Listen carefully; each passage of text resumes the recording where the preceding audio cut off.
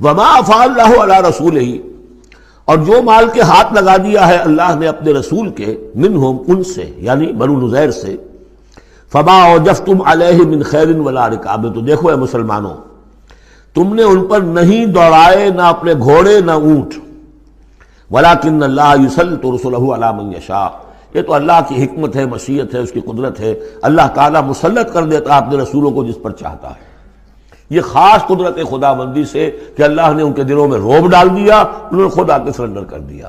تو تمہیں تو جنگ کرنے کی نوبت پیش نہیں آئی، لہذا یہ مال غنیمت نہیں ہے۔ تو اللہ علی کل شیء قدیر، اللہ تعالیٰ ہر چیز پر قادر ہے۔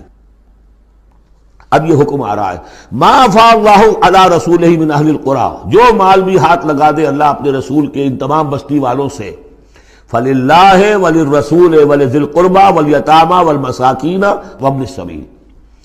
اس کا جو مصرف ہے وہ یہ کہ اللہ اور اس کا رسول، اس سے مراد ہے اسلامی ریاست، پھر رسول کے اپنے اخراجات، اپنی ازواج مطہرات کا دار نفقہ، اپنا جو ذمہ داریاں ہیں معاشرتی، پھر رسول کے قرابت دار، ظاہر بات ہے ذی القربیٰ جو ہے وہ عام آدمی کے بھی قرابت دار ہیں، ان کے ساتھ حسن سلوک ہوتا ہے، تو رسول کے بھی تو قرابت دار ہیں، اور رسول کا کوئی اور ذریعہ معاش تو ہے نہیں، والیتامى والمساکین وابن السبیل، باقی اس کے علاوہ جو بھی مستحق ہیں، فقراء ہیں، غریب ہیں اور ان کے لیے محتاج ہیں، کہ لا یکون دولۃ بین الاغنیاء منکم، اور یہ اہم ترین اسٹیٹمنٹ آف آبجیکٹیوز ہے، مقصد کیا ہے، کہ لا یکون، تاکہ ایسا نہ ہو کہ دولت تمہارے امیروں ہی کے مابین چکر لگاتی رہے، یعنی ظاہر بات ہے کہ اب جو لوگ بھی جو جنگ میں حصہ لیا ہے، جن کے پاس گھوڑے بھی تھے اور اونٹ بھی تھے، اب ان کو دگنے حصے مل جاتے سارے اس مال میں سے، تو گویا کہ جو لوگ پہلے ہی سے کچھ مرفع الحال ہیں، جن کے پاس پہلے ہی کچھ ہے، انہی کی طرف مال اور بڑھ رہا ہے، اور جو بیچارے غریب ہیں وہاں کے، وہ گویا کہ اس سے ان کی غربت کے ازالے کی کوئی شکل نہیں ہو پائے گی۔ تو اللہ تعالیٰ کے سامنے یہ ہے کہ دولت کی تقسیم ہو ایسی کہ اس کی سرکولیشن جو ہے معاشرے کے اندر، اس کی گردش دولت ایسی ہو کہ سب کو حصہ ملے اور سوسائٹی کے تمام طبقات جو ہے اس سے مستفید ہوں، کہ لا یکون دولۃ بین الاغنیاء منکم، تاکہ ایسا نہ ہو کہ یہ دولت، یہ سرمایہ، یہ مال تمہارے امیروں ہی کے مابین گردش میں رہے۔ اس کی ایک سادہ سی مثال میں دیتا ہوں کہ ایک کروڑ پتی کی بیٹی لاکھوں روپے کا جہیز لے کے ایک کروڑ پتی کے بیٹے کے گھر چلی گئی، گویا کہ وہ لاکھوں روپے کے جہیز نے گردش تو کی ہے، لیکن ایک کروڑ پتی سے نکل کے دوسرے کروڑ پتی کے ہاں چلی گئی۔ یہ دولت گردش کر رہی ہے اسی ایک اونچے طبقے کے اندر، انہی کے اندر جو ہے گردش ہو رہی، گردش ہے بھی اگر تو ان کے مابین۔ ہونا یہ چاہیے کہ یہ سوسائٹی کے تمام طبقات کے اندر اس کا نفوذ ہو رہا ہو، سب کو اس سے فیض پہنچ رہا ہو، تاکہ یہ جو اس قدر جو ہے اونچ نیچ ہے، اتنی عدم مساوات ہے، وہ ختم ہو۔ وہ مساوات کے تمام انسان بالکل برابر کر دیے جائیں، وہ تو نہ کبھی ہوئی ہے نہ ہو سکتی ہے، وہ تو کمیونزم بھی مر گیا اور ایک دن کے لیے بھی اس مساوات کو قائم نہیں کر سکا۔ یہ ضرور ہے کہ انہوں نے جو اتنا فرق و تفاوت تھا، وہ نہیں ہے کہ جو امریکہ میں آج بھی ہے اور اس وقت بھی تھا، وہ تو فرق و تفاوت وہاں نہیں تھا، لیکن یہ کہ بالکل برابر سپاہی اور سپہ سالار برابر تو نہیں ہو سکتے، کچھ نہ کچھ فرق تو ہوگا، لیکن یہ کہ ایسا نہ ہو کہ معاشرے کے ایک طبقے میں ایک طرف تو احتیاج ہی احتیاج بڑھتی چلی جائے، بھوک ہو، احتیاج ہو، جس کے لیے کہ یہاں تک فرمایا حضور نے کاد الفقر ان یکون کفرا، فقر جو ہے احتیاج وہ انسان کو کفر تک پہنچا دیتی ہے۔ اور حضرت شاہ ولی اللہ دہلوی رحمۃ اللہ علیہ نے، وہ میں سمجھتا ہوں کہ اس دور جدید میں جو بھی معاشی مسائل کی پیچیدگیاں پیدا ہونے والی تھی، اس کا بڑا گہرا فہم جو تھا سب سے پہلے جس عالم دین کو ہوا ہے وہ شاہ ولی اللہ دہلوی ہے۔ ان کا کہنا یہ ہے کہ جس معاشرے میں، جس ملک میں تقسیم دولت کا نظام غیر منصفانہ ہوگا، اس کا نتیجہ یہ نکلے گا کہ ایک طرف دولت کے انبار ہوں گے، نتیجہ یہ کہ عیاشیاں ہوں گی، بدماشیاں ہوں گی، دوسری طرف عام لوگ جو ہے وہ ڈھور ڈنگر بن کر رہ جائیں گے، وہ بار برداری کے جانوروں کی حیثیت اختیار کر لیں گے کہ صبح سے لے کے شام تک کمر توڑ دینے والی جو ہے مشقت کر کے بھی بمشکل اپنی ضرورت پوری کر رہے ہیں۔ تو گویا کہ یہ غیر مساوی نظام تقسیم دولت جو ہے یہ دو دھاری تلوار ہے، ادھر بھی کاٹ رہی ہے ادھر بھی کاٹ رہی ہے، جدھر ایکومولیشن آف ویلتھ ہو رہی ہے ادھر عیاشیاں ہیں، بدماشیاں ہیں، ادھر جو بھی کچھ ہو رہا ہے اللہ تللے ہیں، نمود و نمائش کے لیے خرچ کیا جا رہا ہے، اس سے اور جو ہے دل پھٹ رہے ہیں، کسی بڑے سیٹ صاحب کی بیٹی کی شادی ہے اور پوری کوٹھی بقع نور بنی ہوئی ہے، ایک ایک پتے کے ساتھ انہوں نے لگا رکھا ہے ایک ایک بلب، اور دوسری طرف اس سیٹ کا کوئی نہ کوئی شوفر بھی ہے، کوئی اس کا کھانا پکانے والا ہے، کوئی چوکیدار ہے، کوئی مالی ہے، اور اس کے گھر میں بچی جو ہے بوڑھی ہو رہی ہے اور اس کا ہاتھ پیلا نہیں ہو سکتا اس لیے کہ کچھ نہیں ہے اس کے پاس. تو ان ملازمین کے دل میں ان کی محبت پیدا ہوگی یا نفرت پیدا ہوگی؟ انما یرید الشیطان ان یوقع بینکم العداوۃ والبغضاء، شیطان تو چاہتا ہے تمہارے مابین دشمنی اور بغض کے جذبات پیدا کرے، اور وہ پیدا ہو رہے ہیں. دوسری طرف فقر ہے، کاد الفقر ویکون کفرا، تو اس میں یہ ہے کہ ضرورت ہے کہ لا یکون دولۃ بین الاغنیاء منکم، نظام ایسا ہونا چاہیے کہ منصفانہ عادلانہ تقسیم ہو دولت کی، اور اس طرح سے مستقل طبقات بن کر نہ رہ جائے. وما آتاکم الرسول فخذوہ، اب ظاہر بات ہے کہ اس وقت فوری طور پر تو بڑا دھکا لگا ہوگا نا. اوس اور خزرج کے مسلمان جو تھے وہ جب آئے تھے محاصرہ کیا تھا، توقع انہیں یہ ہوگی کہ مال غنیمت میں سے ہمیں ملے گا، تو فوری طور پر یہ سمجھ لیں آخر انسان تھے، فرشتے تو نہیں تھے نا، تو انہیں یقیناً کوئی ایک دھکا سا لگا ہوگا، شوق پہنچا ہوگا. لہذا اب اس کے لیے جو بھی ایک ایمان کو ان کے جو ہے اپیل کیا جا رہا ہے، وما آتاکم الرسول فخذوہ، اور دیکھو جو رسول تمہیں دے دے وہ لے لو، وما نہاکم عنہ فانتہوا، اور جس چیز سے روک دے رک جاؤ. واتقوا اللہ، اللہ کا تقوی اختیار کرو، ان اللہ شدید العقاب، اللہ تعالیٰ سزا دینے میں بہت سخت ہے. للفقراء، اب بیان ہوا کہ جب یہ بیت المال میں چلا جائے گا تو رسول نے تو اپنے اوپر فقر لازم کیا ہوا ہے، رسول نے تو اپنی بیویوں کے نفقہ بڑھانے کی بجائے ایلا کر لیا تھا. سورہ احزاب میں ہم سب پڑھ آئے ہیں. رسول یہ کس کو دے گا؟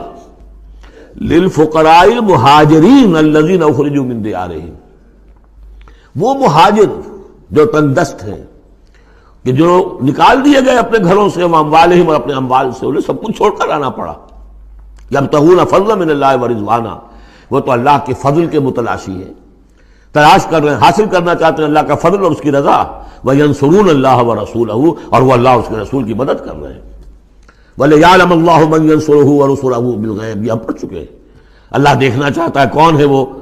جو اللہ کی مدد کرتے ہیں اور اللہ کے رسول کی مدد کرتے ہیں غیب میں ہونے کے باوجود. تو یہ لوگ جو ہیں جان ہتھیلیوں پر رکھ کر آ گئے، مکے کو انہوں نے چھوڑ دیا، اپنے گھر بار وہاں چھوڑے ہوئے ہیں، اپنے بال بچوں کو چھوڑا ہوا ہے، تو ان کے لیے کوئی چیز نہیں ہے. تو اب اس میں سے مال فے میں سے ان کا حصہ ہوگا. للفقراء المہاجرین الذین اخرجوا من دیارہم واموالہم ویبتغون فضلا من اللہ ورضوانا وینصرون اللہ ورسولہ اولئک هم الصادقون، یقیناً وہ لوگ سچے ہیں، انہوں نے اپنا سچا ہونا ثابت کر دیا، صادق الایمان ہونے کا ثبوت دے دیا. والذین تبوؤا الدار والایمان من قبلہم، اور جو لوگ گھروں میں آباد تھے اور جن کو پاس ایمان بھی تھا ان سے پہلے، یعنی ان کے آنے سے پہلے، یعنی انصار مدینے میں جو پہلے سے آباد تھے اور ان کے دلوں میں بھی ایمان پیدا ہو چکا تھا، وہ جب یہ مہاجرین آئے ہیں تو ان کا طرز عمل کیا تھا؟ جن کے دلوں میں ایمان تھا،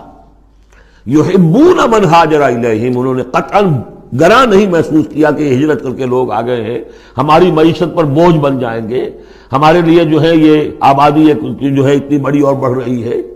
ان کے پاس کوئی دولت نہیں ہے، سرمایہ نہیں ہے، کوئی انویسٹمنٹ نہیں کر سکتے، تو بجائے اس کے کہ وہ یہ محسوس کریں کہ ہمارے اوپر تو یہ بہت بڑا بوجھ آ گیا. یحبون من ہاجر الیہم، وہ تو محبت کرتے ہیں ان سے جنہوں نے ہجرت کی ہے، ان کی طرف آئے ہیں ان کے ہاں. ولا یجدون فی صدورہم حاجۃ مما اوتوا، اور وہ نہیں پاتے اپنے سینوں کے اندر کوئی بھی حاجت، کوئی تنگی اس چیز پر کہ جو انہیں دی جا رہی ہے، کہ انہیں کیوں دیا جا رہا ہے، نہیں ہوگا، اس لیے کہ ان کے دلوں میں ایمان ہے. اللہ تعالیٰ نے ان کو ایمان کی دولت سے بہرہور کیا ہے. یہ جیسا کہ میں نے عرض کیا کہ انصار میں سے جن حضرات کو توقع تھی کہ اب یہ سارا مال و اسباب جو چھوڑ کر گئے ہیں بنو نذیر، اس میں سے ہمیں بھی حصہ ملے گا،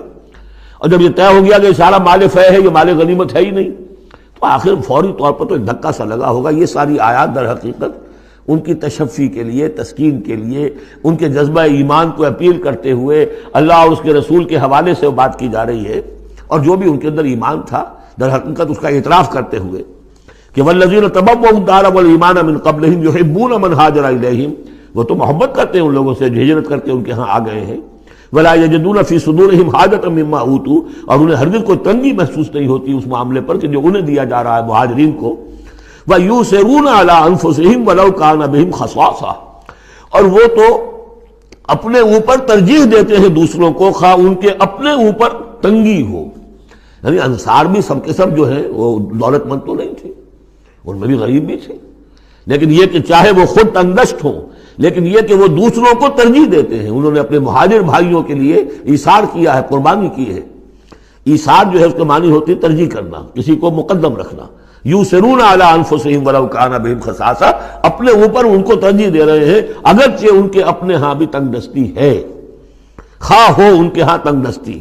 وَمَن یُوقَ شُحَّ نَفْسِهِ فَأُولَٰئِکَ هُمُ الْمُفْلِحُونَ، اور یقیناً جو کوئی بھی بچا لیا گیا اپنے جی کے لالچ سے وہ وہی ہے کہ جو فلاح پانے والے۔ یہ ترغیب و تشویق ہے انصار کے لیے کہ جن کو گویا کہ اس مال فے سے ان آیات کی روح سے بالکل محروم قرار دے دیا گیا، الا یہ کہ ان کے ہاں جو یتامہ ہو، مساکین ہو، ان کے لیے تو ظاہر بات ہے کہ وہ حصہ موجود ہے۔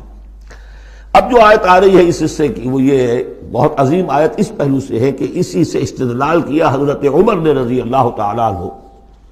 ہماری تاریخ کے ایک بہت اہم موقع پر، جبکہ خاصا اختلاف بھی اس میں پیدا ہو گیا تھا۔ پہلے وہ موقع سمجھ لیجئے، جب حضرت عمر کے دور خلافت میں عراق فتح ہو گیا، شام فتح ہو گیا، ایران فتح ہو گیا، مصر فتح ہو گیا،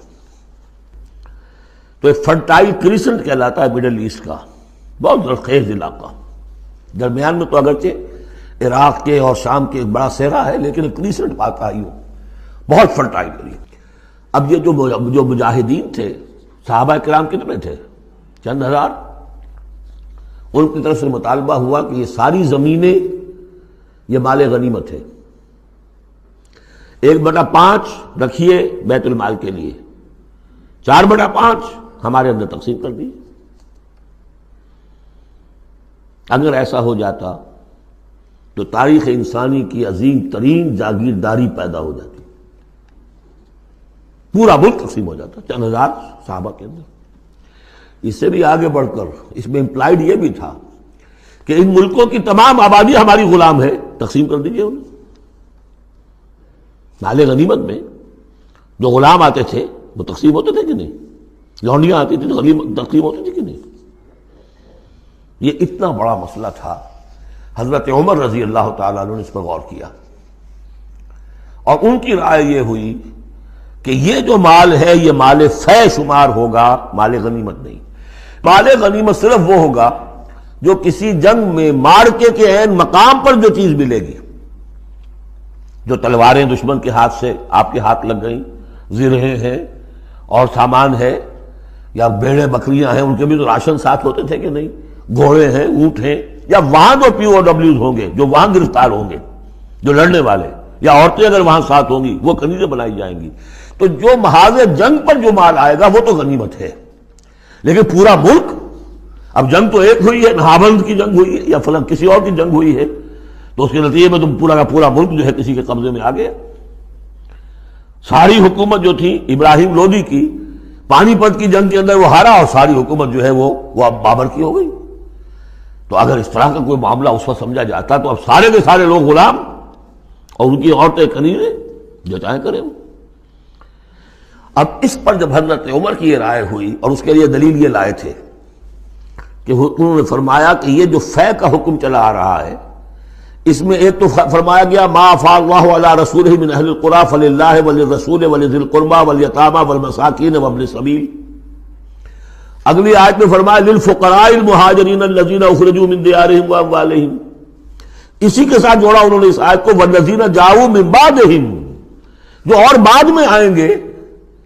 اب یہ ظاہر بات ہے کہ یہ آج تو جتنے چند ہزار مسلمان تھے انہوں نے فتح کر لیا، اب اتنی بڑی امت ہے جو مسلمان بعد میں آئیں گے، اس کا مطلب ان کا تو کوئی حصہ رہا ہی نہیں۔ یہ بیت المال کے حصہ کی ملکیت قرار پائیں گی ساری زمینیں، تاکہ یہ امت مسلمہ کی ایک کلیکٹیو ملکیت ہو، collective ownership of the whole Muslim ummah, تاکہ اس سے جو بیت المال کے اندر خراج آئے گا اس خراج سے تمام مسلمانوں کی بہبود، اور یہ کہ اللہ کے دین کی آگے نشر و اشاعت، اس کا ایک مکمل نظام، اور جو ہماری حدیں ہیں تو سرحدوں کے اوپر جو ہے فوجی پہرا، اس کے لیے باقاعدہ فوج رکھنا، اس کے لیے مسلسل جو ہے آمدنی چاہیے، اس سب کے لیے حضرت عمر نے کہا کہ یہ مال فے قرار پائے گا ان لوگوں کی اس آیت کی روح سے، کہ اس میں حق صرف انہی کا نہیں ہے کہ جو اس وقت ہیں والذین جاؤوا من بعدہم وہ جو لوگ ان کے بعد آئیں گے ان کا بھی اس کے اندر حق ہے۔ اس آیت سے انہوں نے استدلال کیا رضی اللہ تعالی عنہ۔ اور یہ بھی میں آپ کو بتا دوں کہ صحابہ میں سے بڑے اہم صحابہ نے حضرت عمر سے اختلاف کیا، ان کا نہیں یہ مال غنیمت ہے تقسیم کیجیے۔ پھر یہ کہ ایک باقاعدہ جو ہے ایک کمیشن بنایا گیا، اس میں کچھ اوس کے، کچھ انصار اور کچھ جو ہے خزرج کے، ان کو ایک کمیشن بنایا گیا، انہوں نے غور کیا، سب کی بات سنی، اور پھر حضرت عمر رضی اللہ تعالیٰ عنہ کی رائے کے مطابق انہوں نے فیصلہ دیا، اور اسی پر پھر اجماع ہو گیا۔ اور اس سے اب مسلمان ممالک کے اندر جو اراضی ہیں ان کی دو مستقل قسمیں بن گئی ہیں، ایک اراضی عشری، ایک اراضی خراجی۔ عشری اراضی ان مسلمانوں کی قرار پائی اور اس علاقے کے مسلمانوں کی قرار پائی جو بغیر لڑے بھڑے ایمان لے آئے، جیسے مدینے کے لوگ۔ حضور نے مدینے کو فتح تو نہیں کیا بلکہ وہ تو خود لے کر آئے حضور کو، تو وہاں کی زمینیں انہی کے قبضے میں رہی۔ عشری زمین قبضے میں ہوتی ہے، ملکیت ہوتی ہے مسلمان کی، اس میں سے عشر ہوگا پیداوار کا 10واں حصہ یا 20واں حصہ۔ یہ زمینیں کہ جہاں کسی قوم نے، کسی فوج نے لڑ بھڑ کر پھر شکست کھائی ہو یا پھر کسی اور طریقے سے فتح کیا گیا ہو ملک، اگر مسلمانوں نے فتح کیا ہو تو وہاں کی ساری زمینیں خراجی ہیں، وہ کسی کی انفرادی ملکیت نہیں ہے بلکہ اجتماعی ملکیت ہے۔ کلیکٹو اونرشپ آف لینڈ پہلی مرتبہ تاریخ انسانی میں حضرت عمر رضی اللہ تعالیٰ عنہ کے اس اجتہاد کے نتیجے میں وجود میں آیا۔ کلیکٹو اونرشپ آف لینڈ، کہ کسی کی انفرادی ملکیت نہیں ہے۔ جو ملک بھی فتح کیا گیا ہے بزور شمشیر طاقت کے ساتھ، اس کی زمینیں خراجی ہیں، عشری نہیں ہیں، یعنی وہ مسلمانوں کی اجتماعی ملکیت ہے، انفرادی نہیں ہے۔ اب مسلمان ہو چاہے تو وہاں پر، چاہے وہ مجوسی تھے یا ہندو ہو، کوئی ہو، وہ کاشت کریں گے، لیکن اس میں سے خراج جائے گا سیدھا بیت المال میں، کوئی اس میں بیچ میں نہ زمیندار ہے اور نہ کوئی جاگیردار ہے۔ اس زمین کو کہتے ہیں خراجی زمین۔ اور پچھلی صدی تک تقریباً اس پر اجماع تھا کہ ہندوستان کی ساری زمینیں خراجی ہیں، یہاں کوئی عشری زمین نہیں ہے، کوئی زمین ملکیت ہی نہیں ہے، کسی کو ملکیت نہیں، سب یہ مسلمانوں کی اجتماعی ملکیت ہے۔ چنانچہ قاضی صلاح اللہ پانی پتی رحمۃ اللہ علیہ، پچھلی صدی کے بڑے عظیم مفسر، محدث، بہت بڑے صوفی، بہت بڑے مفتی، ان کی تفسیر جو ہے تفسیر مظہری، وہ انہوں نے اپنے مرشد کے نام پر لکھی خود ہے، لیکن نام تفسیر صلاحی نہیں رکھا، تفسیر مظہری اپنے استاد کے نام سے منسوب کیا۔ تو اس تفسیر کے لکھنے والے شخص نے جو رسالہ لکھا ہے مالا بدھ منہ، وہ فقہ کا ایک بہت ہی ابتدائی سا رسالہ ہے، اور ہمارے سارے عربی مدارس میں وہ پڑھایا جاتا ہے۔ وہ فقہ کی تعلیم جو ہر مسلمان کو معلوم ہونی چاہیے، مالا بدھ منہ، اس میں صاف لکھا ہے ہندوستان میں کوئی زمین عشری ہے ہی نہیں، لہذا میں عشر کے مسائل اس میں لکھتا ہی نہیں۔ خام خواہ طلبہ کے دلوں پر بوجھ پڑے، کیا ضرورت ہے، جبکہ یہاں اس کی اپلیکیشن ہی نہیں ہے۔ ہندوستان میں کوئی زمین جو ہے عشری نہیں، سب خراجی خراجی ہے، تو اس کا نتیجہ کیا نکلتا ہے کہ بالکل نیا بندوبست اراضی ہو سکتا ہے، ان جاگیرداروں سے زمین واپس لی جا سکتی، ملکیت ہی نہیں ہے ان کی۔ یہ تو یہ کہ کبھی کسی شہنشاہ نے دے دی یا انگریزوں نے دے دی، کسی اور نے دے دی، ان کی ملکیت نہیں ہے، یہ ہے خراجی زمینیں، خراجی رہیں گی۔ تو یہ بہت اہم مسئلہ ہے اور اس کا تعلق اس آیت سے ہے۔ والذین جاؤوا من بعدہم یقولون ربنا اغفر لنا ولاخواننا الذین سبقونا بالایمان، وہ یہ کہتے ہیں پروردگار ہمیں بھی بخش دے اور ہمارے ان بھائیوں کو بھی بخش دے جو ایمان میں ہم سے سبقت لے گئے، ہم سے پہلے تھے۔ ولا تجعل فی قلوبنا، اور ہمارے دلوں میں مت پیدا کر غلا، کوئی بھی کدورت، کوئی بھی بیر، للذین آمنوا، ان لوگوں کے لیے جو صاحب ایمان ہو۔ ربنا انک رؤوف الرحیم، پروردگار تو رؤوف ہے اور رحیم ہے۔